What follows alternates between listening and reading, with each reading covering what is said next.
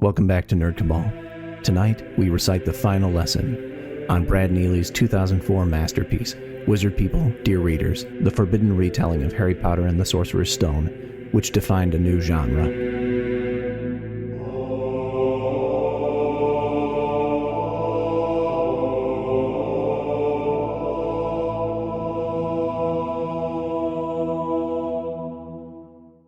Welcome back to Nerd Cabal. I'm here with my co-hosts, Newsman Boyer and Elvira Boy. Say hi, guys. Hi. All right. Hello. We're doing the final episode of Wizard People, Dear Reader. It's been a long time coming, and I've been looking forward to this episode to finalize and distill everything down to its final form. Then after that, we'll ride off into the night and never do anything again. This is our magnum opus. We might as well retire on top. I'm running into the woods and I'm never coming back. And when I come back, I'm going to be the knife master. Oh. What he said. Well, this is about of a high as you can get, coming off of Dear Reader. But anyway, we are on to chapter 30, and just as a reminder, we just finished the chess match, and now Harry is going down into the final chamber. And chapter 30 is titled, in the YouTube series, it's titled Holy Fucking Balls, but, I titled it Holy Fucking Balls. In the YouTube series, it's titled Holy Fucking Shit. But I thought that, considering that Brad uses the term Holy Balls so often, I thought that was more appropriate. And it just does a little feel more less on vulgar. Theme. Yeah, like it definitely feels a bit more on theme. So chapter 30. As Harry walks down into his fate, he comes to realize that this is the moment beyond games. The moment he has been waiting for. No matter what happens, he is where he should be. Before him, down the stairs and into the cellar, standing before the gate of heaven. Why, it isn't Snake at all. It's Quirman. Quirman tried to kill Harry in the cribbage match. Quirman unleashed the troll. Quirman is in league with Draculas and Wolfmen. Quirman wants the stone. It's all been an act. Harry is bowled over. He can't believe he didn't see this coming. Quirman this whole time has been Harry's dad's gopher. Snake was unfairly suspected and is probably a lovely woman. Probably a lovely woman. The affectation where he says Queerman every time just kills me. It's great. he gets the shock and awe just about perfect.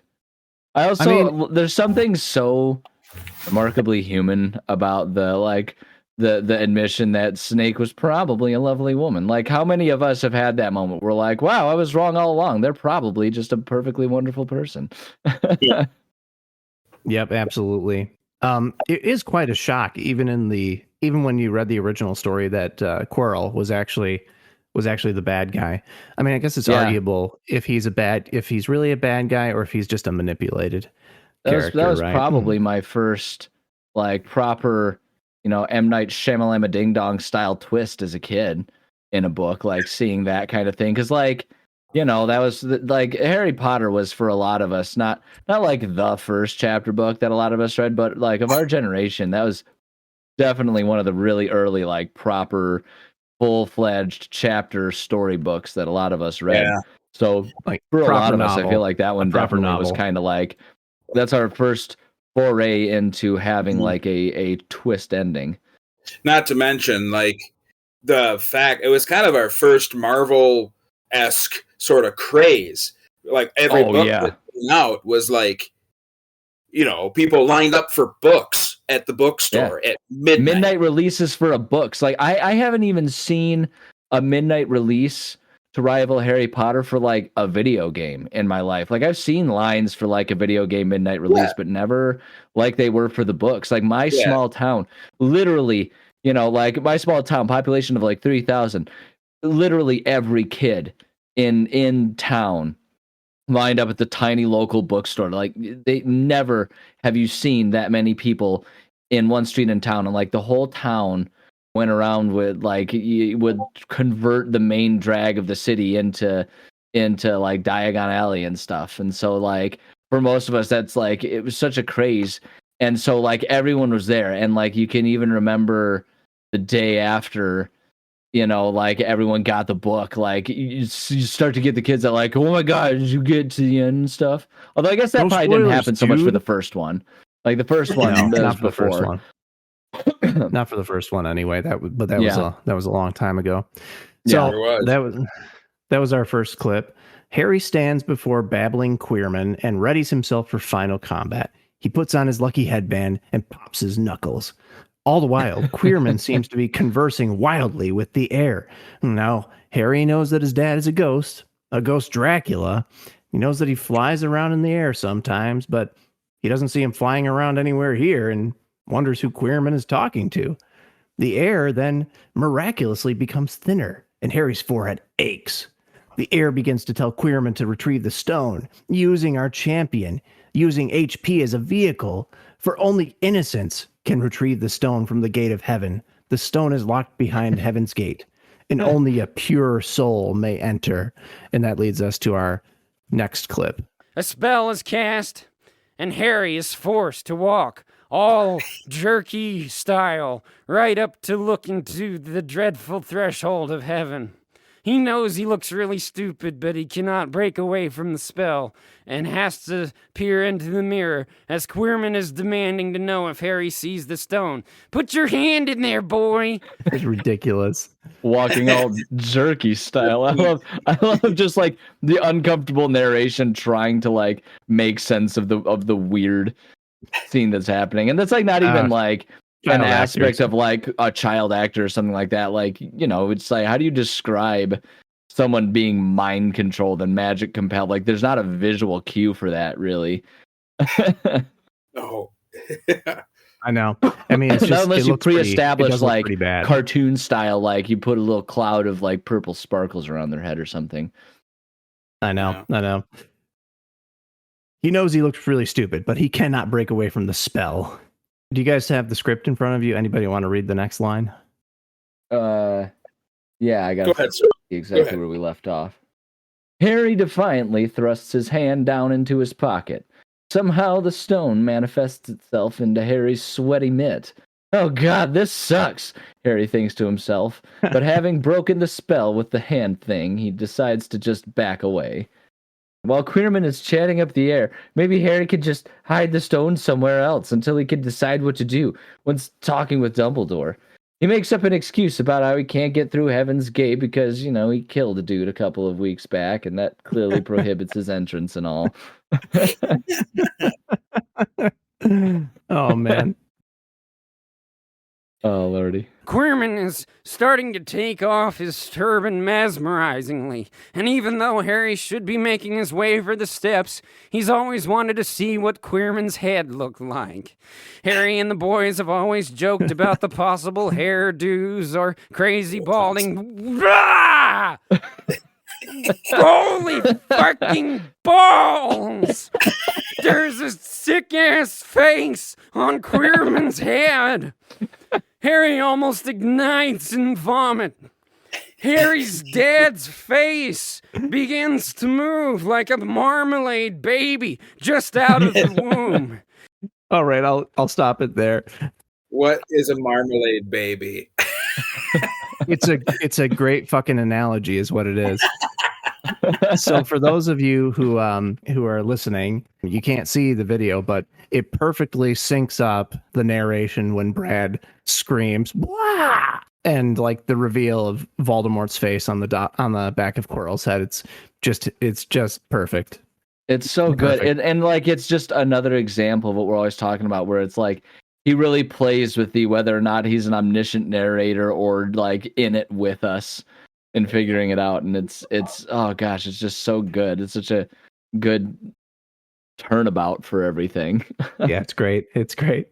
So after the big reveal of Harry's dad's face on the back of Queerman's head, his dad calls to Harry to join him and says how they could use the stone together and live in a golden castle and shit. Harry's scar begins to vibrate so hard that and fast it causes a tone that almost makes Harry's skull shatter. He cannot believe one fucking piece of this reality. Fuck and shit. And that's the end of chapter 30. And we're on to shit. And we're on to chapter 31, which is titled Holy Fucking Balls, Part 2. Good. That crazy sick-ass face is burning everything now. He wants that stone so bad. He wants to paddle Harry so hard. He starts telling Harry all sorts of fake shit. Like Harry killed his own parents, but just doesn't remember. And that Dumbledore eats babies. Oh, man.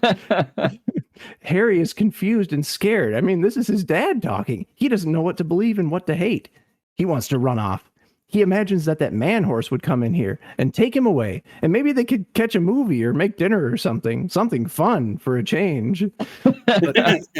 Something fun for a change. I quote that with that inflection so often in my life, just like, we will do this, that, or just do something fun for a change. Something fun for a change. It's like my number one go-to when life is too stressful. I'm just like, I'll induce of like a fake breakdown in myself and finish it with like, just do something fun for a change. Oh man, this is hilarious. And the intensity that Brad is reading these lines with is really what sells it. It's another one of those moments like what you mentioned before, Newsman, where it's like he's pacing in the room while he's reading his lines and like psyching himself up because they're delivered with such like passion and intensity. Must be. There's no way you can be delivering those lines without moving. You gotta be moving. No, I think I'm reading the lines pretty well, but he's on a different level. But proper voice acting is what's happening. But finally, exactly. But finally, he comes out of this reverie and holds the stone to absorb some of its power, and then waits for the right moment to strike. The flames are licking hotly all about, driving him crazy, and that sick-ass face is still talking. It wants that stone so bad, it is willing to burn everything, including itself, for a chance to get it. Harry can't believe it. This is not me. I am not my father. I could throw this stone into a gutter and not give one fucking shit. The squirmy dad face is seemingly having trouble commanding its host body and tries to get him to jump at Harry, and after a few takes, it finally does. He lashes out at him, choking him and spitting in his face, trying to kill our champion, but Harry gives forth a ferocious growl and burns that fucker with a flaming hand spell, and that leads us to the next clip. Queerman recoils, but that sick-ass face on the back of his head just won't have it. He will not take retreat. He continues to press Queerman to get the stone. Hey, Queerman, forget the hand, man. Get the stone. Get the stone. Get the hand, man. Oh, God.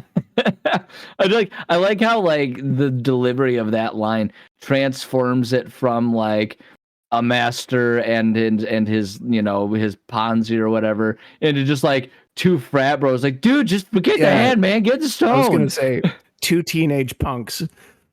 Yeah, like, forget it. We got to get out of here. Oh man, so exactly it. Would one of you like to read the next few lines? I'll go. All right. Queerman again reaches for the stone, but Harry valiantly lays his magnificent hands on Queerman's face and instantly turns the entire body to crumbling ashes. At long last, Harry is in real time with his destiny. Okay, so that brings us to the next clip. He cries out, "I am important and unavoidable." Harry yells down into the empty neck hole. "Oh, this game is over. when Harry says it's over, and no one else. Harry is the one who kills around here, and Harry has killed you. I killed you, Dad. Oh man, This is the manic. I killed you, Dad. What a twist! What a way to twist it up. That's wonderful. This is this exact same energy as I am a beautiful animal. I am a destroyer of worlds. I am Harry fucking Potter. It really is. Yeah, Same it really energy. is. Oh man. And Oh my I also gosh. really appreciate the line Harry yells down into the empty neck hole. I killed you, Dad. Oh man. So Harry picks up the stone just in time to turn around and feel his dad blow through him, just like everyone has their dads blow into them, like a kite of chromosomes blowing on the wind of inheritance. Fucking weird line there. Oh man, the stream of the ghostly Dracula exits, and Harry passes out into a deathy sleep. Harry then dreams of nothing but a black, still ocean that he is at the bottom of. His senses are all in the shop for immediate overhaul. I think that's a good line for like the end of a video game chapter, like a JRPG at the end of one of their chapters. Yeah. He dreams of nothing but a black, still ocean that he is at the bottom of. It's a pretty good line. Yeah. And that is the end of chapter 31. We are now on to chapter 32, which is titled Harry Kicks Back. The next thing Harry knows, he is waking up in the student infirmary. There are flowers and cards from presidents and queens and diplomats. Harry yawns and collects his glasses. He seems pleased, like a man can seem pleased. Somebody, if they would like to read the next line. Yeah, I got it. You got In it. walks Dumbledore, near dead and beautiful.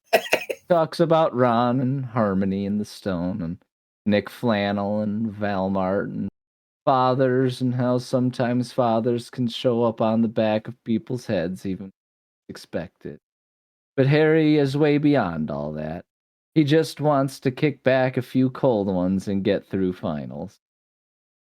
Harry is eager to move on, and he asks Dumbledore if he has seen that man-horse around. Dumbledore says no, but Harry sees a glimmer in his eyes. Harry seems to guess that God would be happy to know that Dumbledore would try to keep Harry from such a union. But for Harry, God is no thing to worry about. So this is an interesting like twist on the relationship between Ferenz and Harry. Harry has like a slightly romantic interest in the man horse. Hysterical. All of it. Yeah. I mean, I guess for a new god like Harry, a simple human might be a little basic and Beneath hard him. to relate to. Yeah. And it And puts a of course- whole. Of course, one of his No, go first thoughts is like drinking alcohol too, kicking back a few cold ones. You mix Oh, up some naturally. cold ones with the man horse, you never know what you're gonna get. It's still our boy HP after all. Oh yes. When you can't relate to other humans and you have godlike powers, sometimes your only friend is the bottle. Sometimes your only sense of companionship is to really just like get involved in some aspect of the furry culture or another. Yeah, that's one way to put it. Oh man. They continue to chat about death and stones and next year and whether or not they plan to replace that one teacher that turned to ash. already leads us to the next- forgotten his name. It's unimportant. Oh, that one teacher. He got turned to ash. I yelled into his empty neck hole. Yeah. And that leads us to our next clip. And this is a favorite of yours, Enviro Boy. Then Dumbledore leans in. Your dad and I, we go way back. He was an evil bastard, but I loved him. I loved him so much. He proofread my novel. He liked it. He was the only one. Oh man. He was the only one. The only Dumbledore is a failed novelist in this version. What do you suppose? forget- What do you suppose he would write? My guess is that he would either write like overly philosophical contemporary fiction, or he would go full blown like mystery novels. Oh man, yeah. Dumbledore's a mystery novelist. I like that. I like that idea. Right. That's what I would think, especially if we're considering him failing, because what a saturated market these days. You know what I mean? Oh God. Oh man. Poor Dumbledore. He missed his calling. Sure, he gets to be headmaster of Hogwarts, probably one of the most important people in the wizarding world, but he didn't get to write his novel. I mean, Or that's the didn't get to thing. The thing publish that it, sucks at about least. being super important is no one leaves you alone. Whereas if you're a really good artist, like an author, you can just like disappear into a cottage up in Maine for 9 months, and people are like, "It's brilliance. He's working," and you can just be left like the crap alone. The Stephen King method. Yeah, I instantly knew who you were referring to. You say the word Maine, and Right? that instantly equates to Stephen King. I know, like even if you didn't know that, like he was like lived there and like that was an important place to him, like half his books take place there, so it's like, yeah, well, because like who else is writing about Maine? Let's be real. And if they don't take place there, they're connected to it. And Oh, 1,000,000%, yeah, in some way, shape, or form, it's referenced. Oh, you're not familiar with the Stephen King multiverse? They're all related to Maine. all of It's them. so true. It's so true, and like that's one of my favorite parts about Dark Tower is when it gets like super meta and like it exists in his brain as he exists in Maine and everything. Oh shit, man! I didn't know that you had read Dark Tower. Have we not talked about this before? Good series. Apparently not. Yeah. Oh man, we've got another podcast. I was gonna say there's a sequel. I'll have to give those a reread.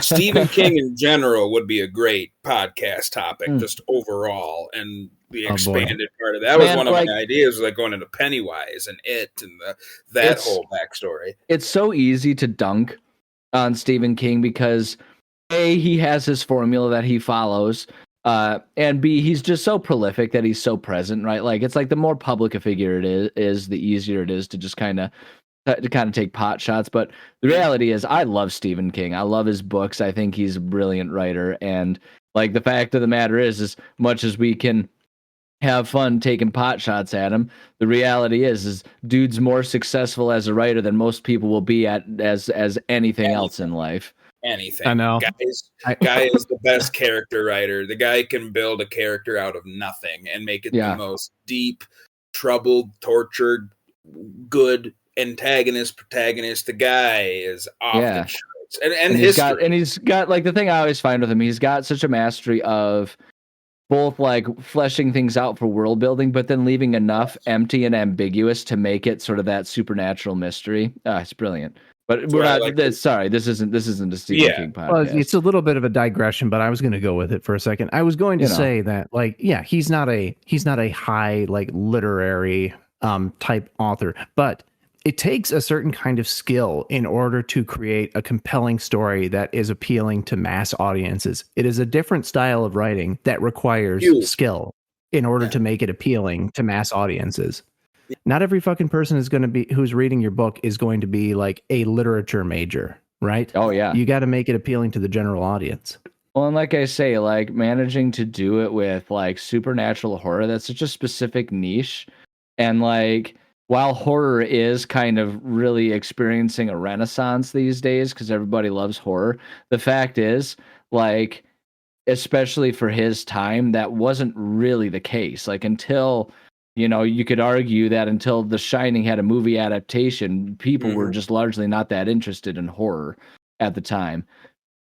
And yet somehow he managed to, by writing that, become one of the most prolific and celebrated authors of his time. So oh yeah, yep. I think all of us are Stephen King's fans. Well, I did not know this about you and Vira Boy. We should definitely discuss Dark Tower sometime. But like I said, I would love to be involved in that. Oh yeah, we'll make it a point for sure. But getting back to Wizard People, dear reader. Yes. After he says he liked it, he was the only one. Well, this information seems to sit right with Harry. Even though that he knows that his dad is pretty much the quintessential evil person, he doesn't like being disconnected from his people. He then goes on to worry and wonder about his mother and whether or not she'll return to Earth in the form of a gas, or turn up hanging out on the back of some poor lady's head, or go crazy for obtaining powerful objects. But anyway, he decides to just not worry about it. As he tells Harry a funny little joke about a drunken werewolf, a crippled witch, and a fold-out couch, Dumbledore begins to pick over what's left of Harry's candies. Nurses hum and scuttle about, making little actions and noises that Harry decides are the perfect sounds to fall asleep to. Dumbledore the Scavenger takes all the red ones from Harry's jelly beans. That's such a good line. The Scavenger takes all the red ones. You know what? This line makes me feel seen. It validates my feelings, because this is something that I'm sure it's universal, but I experienced it all the time as a child, like sharing candy with my sibling, sharing candy with like a friend. They take out all the best flavor and they leave me with nothing but the fucking orange flavored ones. Yeah, you're like left with all the black licorice, and you're like, oh man. Yeah. Although I was never much of a jelly bean kid. What would always get me, my version of it is like, I as an adult now, like, I respect and understand it, because like the fact is I have a huge sweet tooth, and I come by it very honestly from my mother. She also has a sweet tooth, and she is always she among many delicious candies. One of the things that she would do to me frequently is she would, be like, oh, I'm just going to sneak one of your Halloween candies. But she would do that a bunch of times. And every time it was one of the Reese's cups. And gosh darn it, if I wasn't heartbroken if I ran out of Reese's cups too soon. Because like I was that kid that I would try to save the best ones. Like, if you're not paying attention and understanding why I'm doing that, you might be inclined to think that, oh, I must not like the Reese's cups that much. No, those are my favorites. I was saving them for last. But then as you're saving them, you're trying to save them, people come in and they pilfer one and one and one. And then suddenly you only got like 2 left when you started with 10. Heartbreaking. She didn't think you liked them. Yeah, it's got to be a universal experience. Newsman, you were going to share your story about picking out the red ones. I mean, that was better than mine. I could tell that clearly. I could clearly tell that scarred you. It's okay. It's okay. My mother and I are on good terms these days. We love and adore each other. That was good. I thought you were going to say that you were the culprit. I thought that you were going to say that you were the culprit. No, I had you were the scavenger. No, I was lucky. I had a grandfather that liked the black jelly beans and licorice. So often when I visit like the grandparents' house, the only thing that were left in the bowl were all of the non-black ones. And it was so he was the yin to your raging yang. Big time. He fell on the sword for the world to eat the black jelly beans. I feel like to maybe not quite that extreme. I feel like I often kind of fill that role now as an adult, because like as a kid I was a very picky eater. But now as an adult, like my palate has expanded exponentially, and I'm much more content to eat things, including like I feel like you and I would mesh well with our jelly bean preferences, because I quite like the oranges. So I'd be content to take all the oranges off your hands, and like I would be very satisfied with that. I like the orange jelly, especially we're talking those Starburst jelly beans. Those things, man, oh man. Ugh. Oh yeah, you picked up on that. Yeah, I've got a prejudice against the orange ones. I'm not a fan. Wow. All right. Well, I'll make sure and not talk to certain communities about you then. So I remember vividly. I remember this vividly from high school, because I gained from that. There was a couple very small instances, and I just didn't remember them until right now. Well, yeah, if you're a fan of orange flavored candy, then I am the best person to be friends with. Oh yeah, we'll be on good terms. Not that orange is necessarily my favorite, but I mess with an orange every now and then. I can't do it, man. Stuff. I can't do it. I like oranges, but the orange flavored candy, it disgusts me. It's the same thing. See, with bananas. I'm that way. I know what you mean, because that's how I feel about. There's two candy flavors, like fruity candy flavors that get me. One of them is banana. I can't do banana flavored candy. It tastes so gross to me. Oh, banana flavored candy. Yeah, I get that. Yeah. No, regular bananas are great, and that's why I can't stand banana flavored candy, because it tastes nothing like banana to me. And then the other ones that get me are actually most like artificial strawberry flavors. Like it tastes like powdered flavor to me. I cannot I have never found a strawberry. Maybe like some strawberry for like fruit snacks or something like that, like strawberry gummies. But like if you give me like a strawberry hard candy or a strawberry soda or something like that, no, I can't do it. Like it's gross. No, I crush that. I love artificial strawberry and cherry flavor. It's amazing. Cherry, I'm with you. I'm trying to comb my brain if there's anything I don't, because I just like to eat, man. But I that's guess largely me these days too. Like I'm just an absolute glutton. If I am a sin personified, it's gluttony, no doubt. What about what do you guys feel? What's your guys' feelings on grape flavored things? It depends. Some of them are good. Okay. Some of them are good. Some of them taste like medicine. Yeah, and so like I recognize and respect it, but grape does it for me. Like I like grape flavored things, especially if you give me a grape popsicle. Oh boy, yes, that is some good stuff right there. A hot summer day, a grape popsicle. Yeah. Not that I just like a cherry or an orange or a lemon even or something like that, but a grape popsicle, well, that'll do it for me, man. Give me that purple, and everyone else can have the reds. I'm on board with it. Grape juice, grape juice. Oh, love it. Yeah, that's fair. That ends chapter 32 for us, and we're that's right. We're doing something here. we were talking about wizard people, dear reader, and then we got to juice and candy. Oh, don't worry about it. We had important topics to go over. We needed to get to the bottom of the candy business. We got plenty of time. These last few chapters are actually pretty short. Yeah, they come pretty rapid fire at the end, don't they?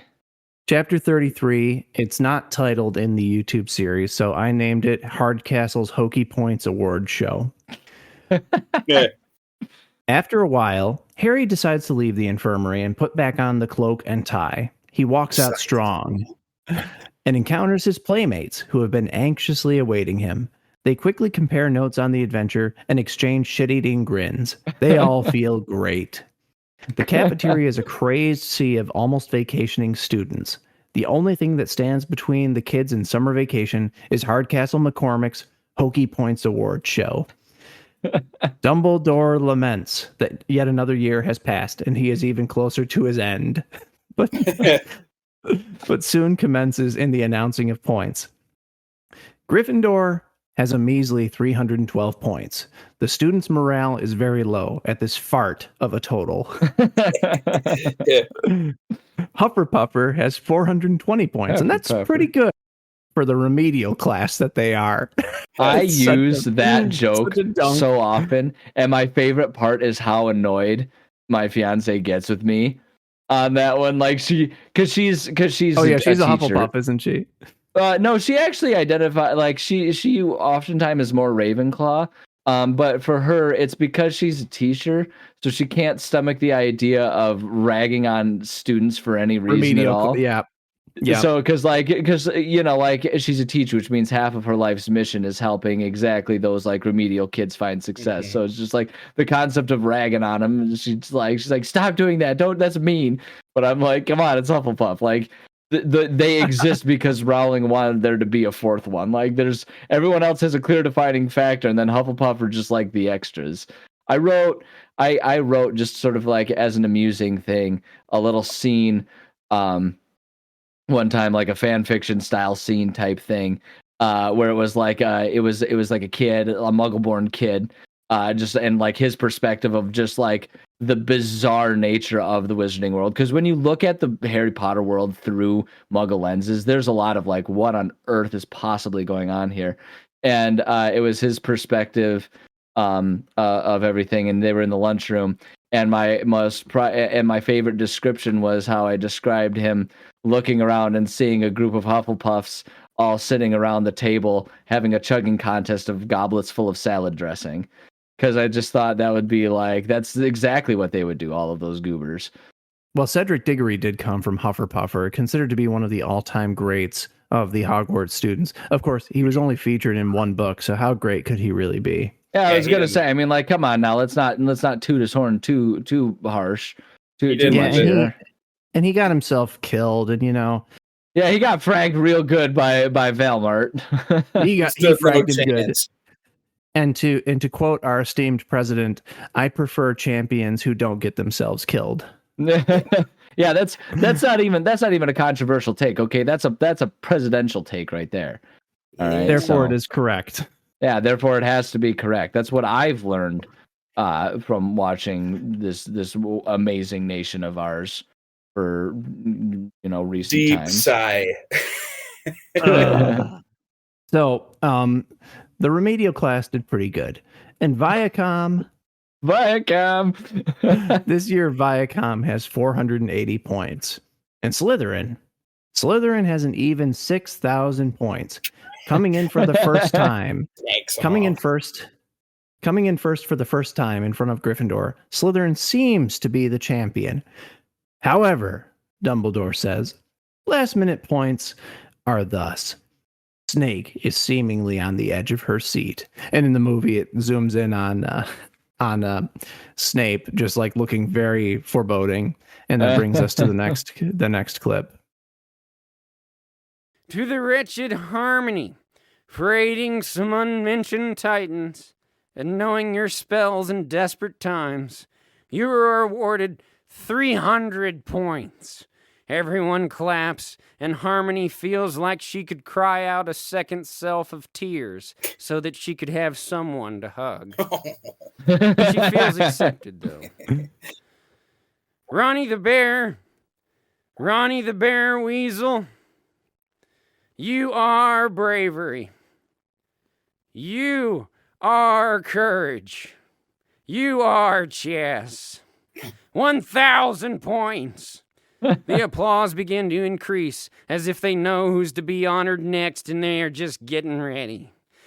And of course, the keeper of our hearts, and the true magician who has bewitched us all, Harry Potter, receives 6 million points for vanquishing the Dracula. It is pretty evident how just how absolutely unfair and biased Dumbledore is in the last moments here. Oh yeah, like the whole it's system. crazy. Like the thing that's always bothered me about the house point system, and I don't know if this is accurate to what it's like in like a British boarding school. I've never been to one. I, never had the opportunity, though I'm sure it would have been lovely. But like the concept of it all, like the thing that always gets me is like, is there any way of like standardizing, or are there like checks and balances on it, or like, because there are so many scenarios where teachers just sort of vindictively will give or take points just because they feel like it, like there doesn't seem to be any sort of accountability to it, and nor is there any sort of like standardized, like how many points should this, that, or the other action be worth in terms of gaining or losing. It's just like, someone might answer a question in class and like a teacher's like, hey, that was pretty good. Here's you take 10 points. That's great. And then like someone else will be like caught fighting an arguably far worse thing than raising your hand and answering a question. They'll be like, I'm docking you 5 points. It's like, these don't seem like they should be the same magnitude. They're not equivalent on the spectrum of bad and good, I suppose. Yeah, like it just like it all seems pretty arbitrary and just kind of at the whims of whoever's doing stuff. So yeah, points need to be given on some sort of sliding scale, I suppose. Yeah, in order and like to I feel like, just like I it. say, some sort of standardization of it all would have probably been a smart way to do it. So I was always confused by that. I'm like, is this actually how it works? Because I would very quickly stop caring about it if it was that way. Like in real life, if things were that arbitrary, I'd very much be like, you know what, I don't really care about this, because like you could have professors just largely tipping the scales every year by just constantly giving their kids like, all right, everyone didn't burn down the common room today, so everyone gets 10 points for everyone our house. Gets 20 points. Yeah, it's like Flitwick could have just like tipped it, so Viacom could have been, up at the top every single time. Like it's absolutely, it's really weird and arbitrary. I never really understood. Yeah, this brings me to like a quick anecdote about my college experience. When I was in organic chemistry, there were a couple of groups that were in like the labs. You had the lecture, and then you had the labs, and they were graded separately. And the teaching assistant for our lab, there were two of them. There was a postdoc who did not have an appointment position. Like, he was not an associate professor. He was not faculty, technically. He was just some poor fucking postdoc who was miserable. And then we had a master's student who was like, you know, much more interested in what they were doing. We had the master's student, and a bunch of other people had this miserable fucking postdoc. And anybody who is familiar with the academic world knows that being a postdoc, you know, just sucks balls. Yeah. So yeah, this postdoc was apparently just checked the fuck out, and he just didn't care. He was giving everybody just perfect scores for their labs. Meanwhile, you know, us in the master's students class, we were busting our asses trying to do our syntheses correctly, get our yield as perfect as possible, make sure our lab notes were fucking perfect so that we could get good scores. And he was still giving us like B's and B pluses for it. And we're like, oh my God, like this cannot stand. So somebody complained to one of the professors, and he had to grade everything like on a scale because of the perfect points that the postdoc was giving. That's I mean, good on the professor for like actually kind of responding to that situation. Yeah. But yeah, that's the type of thing, man. That's like, I know those types of situations. If you don't have a standardization or something, that's why it's always hard to think about like, okay, standardized versus non-standardized. Like, you want to offer some room for individuality, but at the same time, like that also leads to ambiguity, and so then it gets really tricky to figure these things out. Yeah, absolutely. So after you have Professor nearly dead Dumbledore, I just appreciated that note of the clear bias, because I mean, it's even before he drops the 6 million bomb that is Harry Potter. Here's the wretched Harmony literally taking on Titans. She gets 300 points compared to Ronnie the Bear's chess. Right? Yeah, it's just like, even in this bias, he still just craps all over Harmony in a gesture that seems big at the moment. That's moments the thing later, that's ripped away. The thing that's by the funny about it too is like that. That's not like, you know, like those numbers and everything, just for the sake of the funnies of the re-recording here, the Dear Readers version of things, the Brad Neely version. You know, like it's fictionalized in that sense, but like just in terms of Dumbledore showing bias, that's not even fictional. That's like 100% exactly what it is in the book. Like, it really is so obvious that Dumbledore like likes Harry better than literally anyone else. Yeah, totally grooms him in a direction. In every book, he's grooming him for the hero-dom and other things. Oh, absolutely. There's a in the second Dear Reader, which I won't get into it very much, but there's a pretty funny line where Dumbledore comes in when Snape is chastising Harry and Ron after they arrive in the flying car, and he's like, "Listen, Snake, bottom line, these boys are untouchable, okay?" Bottom line, these boys are untouchable. True though. Yeah, exactly. That's it's perfect. We will eventually get to Dear Reader 2. But anyway, after the Magical 6 million Boogaloo. Points, yes, yeah, the crowd goes absolutely apeshit, clapping their asses off in a mixture of admiration for Harry and excitement for fucking summertime. I appreciate the little phrase there, clapping their asses off, because this is kind of before the twerking, let's call it the renaissance of twerking. Yeah, before idea of ass clapping. Your cheeks keep clapping because they're dummy thick. Exactly. This is before all of that. This is 2004. The new points mean that Gryffindor are now the champs of the year.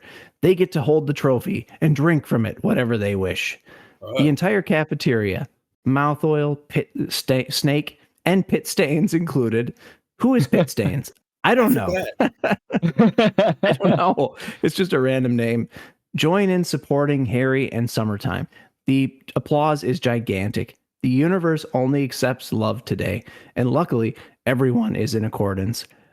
Pit Stains is right there with Yellow and Otter Pop, I suppose. The other guys, the other people who were previously nameless. Some of these made up names. I forgot about Otter Pop. I always forget about Otter Pop. Forgot about Otter Pop. Otter Pop is hilarious.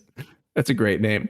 Dumbledore sings a little song a pleasant song that sounds like a flute that was designed by Jesus Christ. Gryffindor, it's great. Gryffindor totally destroys the other schools in terms of points. Well, yes, they have a magnitude of an extra to the hundred on top of Slytherin. Isn't that correct? It's been a long time since I did a lot of math, but yeah. They have magnitudes of points on top of Slytherin now with the 6 million that Harry alone got. A truly beautiful glance and a wink are shared by all. The hats begin to rain upward fast, and as always, slow-mo right back to the hands of the tossers. Slow-mo right back to the hands. Yeah, that's a reference to the nice, cheesy, super cliched ending scene where all the students are throwing their hats into the air. Thoughts of slip and slides and water balloon wars are impossible to avoid. If you have hair here, it is going to get rustled awesomely. Awesomely. I love so that. Good. And that moves us on to what is technically the last chapter, chapter 34, which I have titled Hagar's Farewell. We have a bunch of other Hagar titled chapters, so I figured this one was appropriate. Anybody want to get us started on these last couple of lines? All right. Everyone is packed and has emptied out their dorm rooms and is boarding the Hogwarts Express. Report cards are being altered as we speak. Harry must have a word with Hagar the Horrible before he leaves. He tells his friends to hold up and to make sure the engineer doesn't leave him behind. Now, before Harry can say one word, Hagar produces a beautiful portable television with a clip of Harry's parents queued up for Harry's delight. This is the first time that Harry looks at himself in a picture, not to mention as a baby.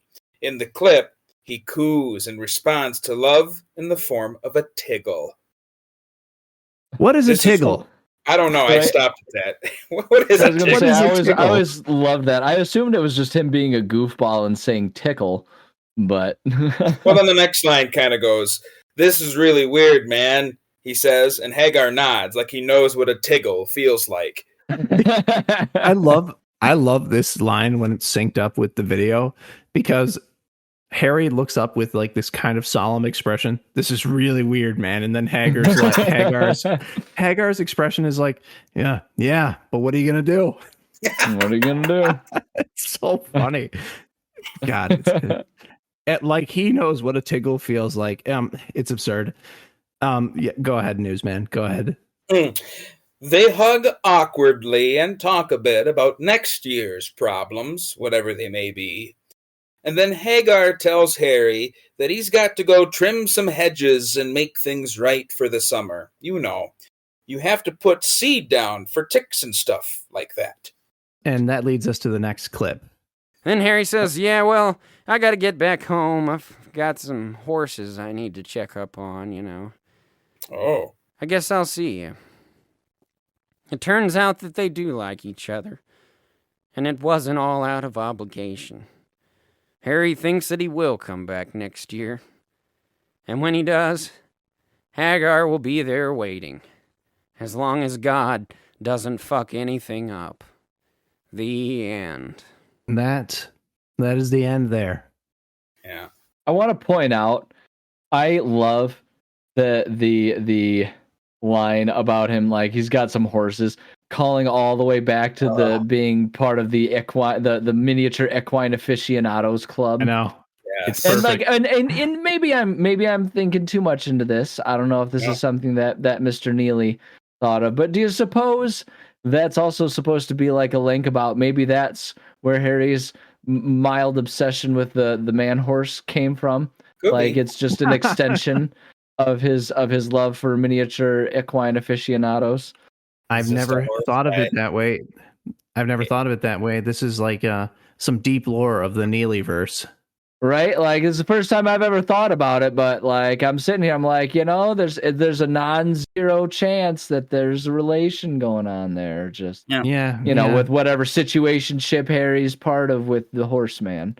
Yeah, 2 episodes is a coincidence, but 3 or 4, that's a pattern. Yeah. Turns out Harry Potter is just another small town horse girl.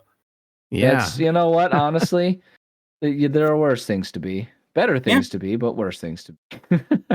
True. So after what is supposed to be the conclusion here, the end, Hagar is waving to the kids in the Hogwarts Express. Harry is waving back, and Brad, in the meantime, is kind of narrating. Oh, wave, wave, and some more waving, and goodbye. And goodbye. Just a little funny thing there. I'll tell you. After the high of experiencing Dear Reader for the first time, or for that matter, like the 100th time, which is probably what I'm on, I'm always hit with a profound sense of sadness when it ends. Like I don't want it to end. I just enjoy it so much. That's fair. Although I always figure that's such a mark of like a really good piece of art, right? The whole always leave them wanting more concept. Yep. You don't want it to end. However, it's not technically the end. We actually have the end credits where Brad does a little bit more narration. It's not particularly important though, but I just wanted to point out a couple of funny things here. He basically gives like a final disclaimer saying like, hey, don't sue me for this. I just made it for fun. I did this without any financial incentives. I just did it for fun. And then he's like, I have no affiliation with the Warner Brothers or JKR Dogs. JKR Dogs. Hilarious. I refer to her as R Dogs often because of this. Good. I know, I hear you say it all the time. I have no affiliation with Chris Columbus or the Radcliffe Foundations. and this is not about Daniel Radcliffe. Actually, it's because one of the executive producers is named Mark Radcliffe, and not a relation to Daniel Radcliffe. Actually, I've checked into it. That's such an odd coincidence because I feel like Radcliffe isn't exactly your everyday name. Pretty uncommon. Dude, it's a really, really common British name. Like it was a British it's a British like gentry name, like a noble name, and there's like a huge number of frickin' Radcliffes in Great Britain. Yeah. So the more you know. I mean, it's probably somewhat uncommon, especially in America, but no, in Great Britain it's probably pretty common. That's fair. It could definitely be a regional thing. Brad gives that final disclaimer, and then he says, if you want to get in touch with me, you can get in touch with me at my website. Give me a holler, and I'll probably won't ever talk to you about it, but I would like to hear what you have to say, because, it's nice to be interested in other people's stuff. So thanks a lot. I say that too. I'll use that as like a genuine nice deal, but like it's nice to be interested in the things that people are doing. Like I say that all the time because like I think that's such a true sentiment. That's a genuine statement. That's a genuine statement. It's a really good true sentiment, and I think about that as a guy who's tried his hand at creating different things, and like I've got my let's plays and stuff, and it's like it feels good when even if it's just like one person gives a video a little like, it's like, that feels pretty good when that happens. I'm or pretty one person happy has a when that comment happens. or one person posts a comment saying, hey, I enjoyed person posts this. a comment says like, hey, I like your stuff, you should get more views. I'm like, you know what, thanks, I appreciate that. Yeah, exactly. Well, that leads us to the true end, because there's nothing else but silence and the end credits. Now, sadly, Wizard People Dear Reader has ended. But luckily, there is Spiders and Snakes, Dear Reader, the sequel. But we will talk about that another time. Good. Another day, another fandom. That brings us to the end, gentlemen. So I wanted to go about us one by one and just give final conclusive thoughts on Wizard People Dear Reader. Why don't we start with you, Newsman, if you're prepared. I can always edit it out if you need a second. You guys are probably I'm formulating. I've got, but at the same time, I mean, it's a masterwork for its time, and now it's the guy played off of his shirt sleeve and his emotion and some papers, made something so raw, but you couldn't do it any other way. And I think he knew it. Everything that from the beginning, there's not so many works out there like that where you have someone who's just being passionate about a project and delivers like that and become this cult sensation that a group of people may or may not know about, but it leaves such a lasting bite that, I mean, not it makes you quote things like, Enviroboy, you quote things all the time from it in life. It becomes part of your lifestyle coming from something like that. He doesn't know. He might not know. Again, it was just a passion project. Quote, please don't sue me. And it's but everything that he says, he puts his spinal cord into. And some of it was probably improv on the go. And as we know already, it was in some sense. Like he just got really going and having to guess a scene. That takes a talent to be able to just weave. The guy would probably be an amazing stand-up comedian. If he had a good thing to start with. You can spitball as long as you have that spark. Oh, probably. I mean, he certainly has dipped his hand into comedy, that's for sure. Yeah, it's phenomenal. And it's just going to get better. It ages like fine wine because every time you go back, you catch something new a little bit or just a different take. It's true. It's just a little bit of thing rises up to the surface. We're like, that's a good connection. Yep. That's funny. Yep. Just little things or big things. He got it all in there. He really weaves something up that we can play with for a while. For sure. Enviroboy, final thoughts. Good stuff, critiques, whatever you want to talk about. I mean, I think the thing for me with Dear Readers, like I love it. It's one of my favorite things. I'm perpetually bummed that there are very few people I show this to that seem to appreciate it in the same way that I do. It like so many people, they find it amusing, but for some reason it just like really clicks with me. But the thing about it that I think like, and I think this is almost kind of the benefit of being, like the only person in my family that finds it funny, or, one of the few within my various friend and social groups that is amused by it, is I actually find the nature of that, this sort of like limited nature of who's interested in it. I actually find that to be a really inspiring thing, because I think for me it kind of it highlights the idea that you shouldn't hesitate to make the things that you want to make, whether it's because you think it would be funny or you think it would be meaningful or purposeful or beautiful or whatever it is. You should just go ahead and make the things you want to make and have the courage to put them out there, because you never really know who it's going to resonate with and what it could turn into.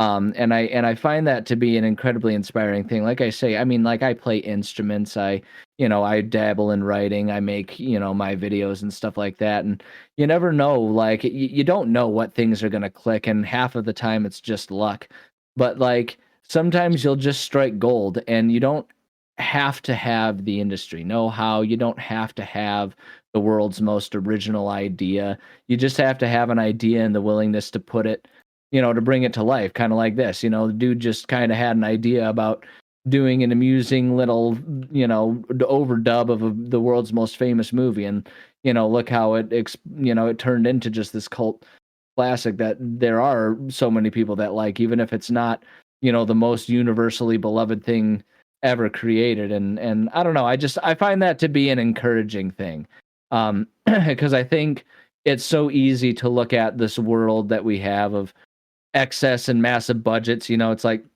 and this summer there's like 5 Marvel movies, all probably with like 10 or 11 figure budgets or something insane like that going on, and they're gonna call it a disappointment if it only grosses like 200 million at the box office or whatever. And so it's like, it's really easy to look at those types of things, or and feel disheartened, or feel like there's just not room for you to make what you want to make. Heck, even if you want to be a writer, it's easy to look at someone like Stephen King, who's had this illustrious career as one in a million, right? But like, how many authors are out there have 2 books, and make enough that they can make ends meet and make a living doing it, and they get to just kind of have their passion and make the stories they want? How many people have a favorite book that no one else has ever read? So it's like, you don't know what things are gonna end up resonating. So you might as well go ahead and make it. And I feel like this is just such a good example of that, because it might not click with everyone, but the people that it does click with, it's such a classic and it's so essential. And like for me, I have adopted so much of it into just my everyday sense of humor, even beyond the quotes, so it's like, who knows, maybe something I make will do that for someone someday. And so I don't know, that's kind of what I take from it. Maybe it's a little overly dramatic and sappy, but that's always where my mind goes when I think about dear readers. It's inspirational in a way. I guess my final thoughts on Wizard People Dear Reader. Let's see. If I had to give some minor critiques, I would say that there are portions of it that have not aged extremely well. Like, the retarded comment. Oh, yeah. I will say that, the R word, one of the problems with like, using a term that makes fun of cognitively impaired people is, one of the problems with it is that there will never be a term for cognitively impaired people that does not then become a slur of some kind, right. I'm afraid.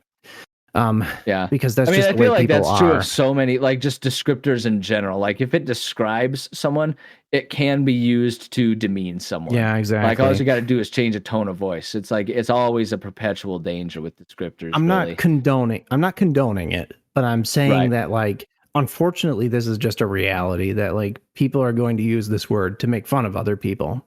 Yeah. Yesterday it was mental retardation was like a proper term. Recently it was developmental delay or cognitive impairment. Soon those will become insults themselves, and people will be saying you can't say that. That's not appropriate. Right. In any case, I'm not condoning it. I'm saying it hasn't aged very well, unfortunately. Some of the criticisms that have been levied against Wizard People Dear Reader, we've talked about it on here, include what people say is Brad is sexist, or he only makes fun of female characters, or he only makes fun of characters if they're, based on their looks, which I don't think is true at all. I think he does make fun of people's looks a lot. However, he does also just make fun of people in like Dazzler, for example. Yeah. He doesn't mention anything about his looks. He just talks about how he is a detestable character no one likes, which is hysterical. So true. And in terms of the criticism about him being sexist, I completely disagree with that. I think he pretty much makes fun of people pretty brutally, regardless of their gender. At least that's my impression. Yeah, so, I've always kind of gotten, like, for me, and maybe I'm just maybe this is just exposing my own implicit biases or whatever. I'll have to pay attention in my next work training that they provide me, require me to take for all that kind of stuff. But I guess I kind of always felt that he was pretty equal opportunity in who he makes fun of and for what. He's pretty willing to make fun of most people for something that, like, if we're being honest and fair people, it's not good to make fun of them for it, but like he's kind of willing to do that, because that's the thing about comedy. And I think that's like, that doesn't necessarily mean you have to like it, but comedy is kind of subversive, and a lot of times it's because you have to be willing to push envelopes a little bit, and that doesn't condone everything. It doesn't give you like an ultimate pass. There's still like, levels of taste to it all, but I think it's like, it's the way I always think about that is it doesn't mean that we necessarily give them leeway, but it means that we have to sort of adjust what we're considering and what the context is. Like if something is said for the sake of a joke,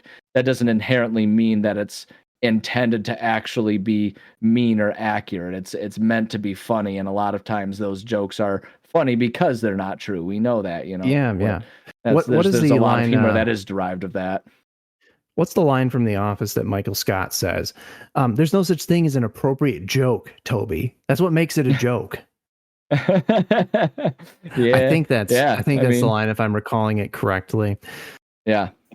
But in any case, something like that. I don't know the exact quote of it, but like the spirit of it, certainly. But I digress.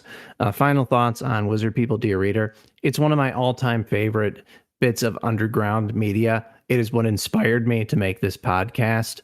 I love it with all my heart. I find it absolutely hysterical. I never get sick of watching it or listening to it. I mean, I actually have like an MP3 version of it that I just listen to on my commutes sometimes. That's incredible. I did not know that. I never get tired of it. And let me tell you, it's almost just as good listening to it on an MP3 format as it is watching it. But for a really good experience, you need to watch it with a bunch of friends of equal minds, preferably if you're a little bit drunk, and just enjoy yourselves. That is my advice to you. Yeah, I would definitely say watch it first before you listen to an MP3, because then you'll have you can remember the visual jokes when you listen to the audio. You should watch it. You should watch it the proper way first. Enviroboy is absolutely correct. Yes. To me, this bit of media, whatever you want to call it, a fan dub, an alternative soundtrack, whatever you want to call it, it is the definition of a cult classic to me. To me, it is it's what gave me an idea of what a cult classic is supposed to be. And it's that defining term, a cult. This is almost like a religion, like what you were describing earlier, Enviroboy. It's this small underground bit of media that a couple of people know about, and they are dedicated to it. And other people don't understand it. Other people don't think it's funny. Other people don't know about it. But we hold this little flame within us that is Dear Reader, and we try. Maybe I've used this term before. I call myself a Dear Reader evangelist, meaning I want to spread the word and get other people to watch this because I think it is great. And I think that's everything. I think that condenses down my thoughts about Wizard People Dear Reader. Yeah, I think that's good. I think I echo all of those on top of everything I said too. Yeah.